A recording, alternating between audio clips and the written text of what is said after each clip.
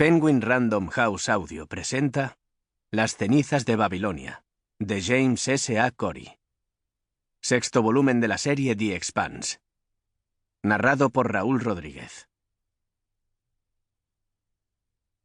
Para Matt, Hallie y Ken, que no se llevan mérito alguno y han hecho que todo esto sea posible.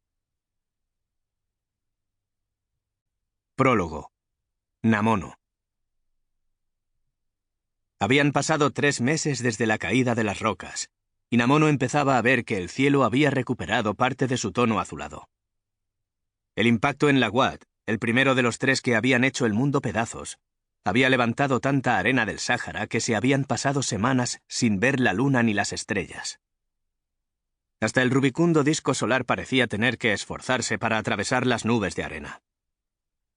La ceniza y el polvo que había caído sobre Gran Abuya se empezó a amontonar e hizo que la ciudad adquiriera el mismo tono gris y amarillento que el cielo.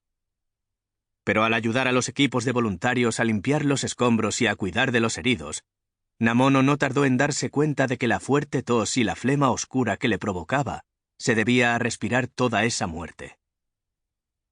Había 3.500 kilómetros entre el cráter en el que antes se encontraba la Wad y Abuya.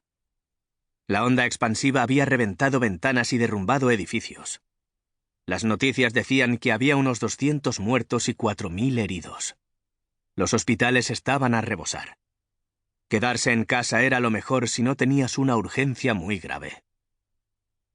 La red eléctrica no tardó en sufrir las consecuencias. No había sol que alimentara los paneles solares, y la arena del ambiente atascaba los parques eólicos a pesar de los esfuerzos por limpiar los aerogeneradores. Consiguieron enviar un reactor de fusión en un camión desde Kinshasa, que se encontraba al sur. Pero media ciudad ya llevaba 15 días a oscuras cuando llegó.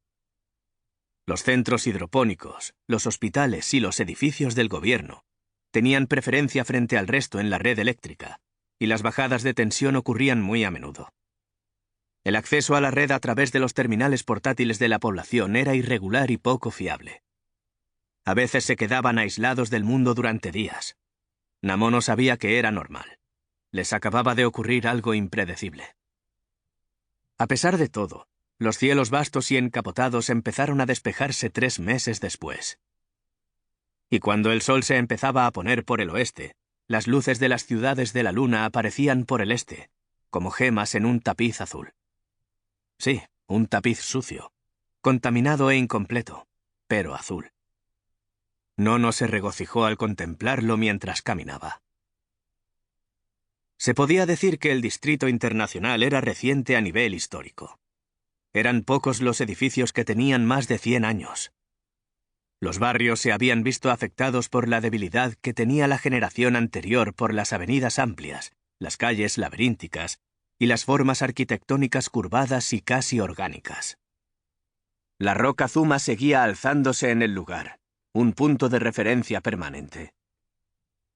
La ceniza y el polvo podían llegar a ensuciar la roca, pero nunca a cambiarla. Era la ciudad natal de Nono, el lugar en el que había crecido y el lugar al que había traído a su pequeña familia al terminar sus aventuras, el lugar donde tenía pensado pasar una tranquila jubilación. Se le escapó una risa amarga y luego empezó a toser. El centro de asistencia médica era una furgoneta aparcada al borde de un parque público. Tenía un trébol fondoso en un costado, el logo de una granja hidropónica. No era de la ONU y tampoco de la administración de la zona. La burocracia había resultado ser insuficiente dada la urgencia de la situación. Sabía que tenía que sentirse afortunada, porque seguro que había lugares a los que no había llegado furgoneta alguna. El polvo y la ceniza habían formado una costra sobre las cuestas inclinadas que antes estaban cubiertas de hierba. Había huecos y surcos serpenteantes que evidenciaban los lugares donde los niños se habían puesto a jugar a pesar de todo, pero ahora no había ninguno a la vista. Lo que sí había era una cola de personas. Nono se colocó en el último lugar. Los que esperaban delante de ella tenían la misma mirada vacía, propia del agotamiento y de la conmoción. Y de la sed. El Distrito Internacional tenía enclaves vietnamitas y noruegos, pero la ceniza y la tristeza los había convertido en una sola tribu independientemente del color de... Sample complete. Ready to continue?